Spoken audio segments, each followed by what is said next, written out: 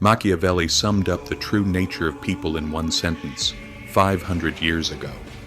He said, "People are loyal only as long as they need you. It's harsh, but it's real.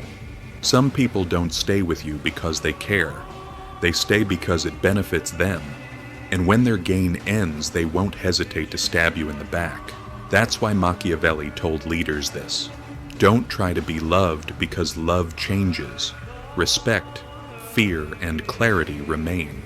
What he really means is this: not everyone in the real world is good, and you should judge people by their actions, not their words.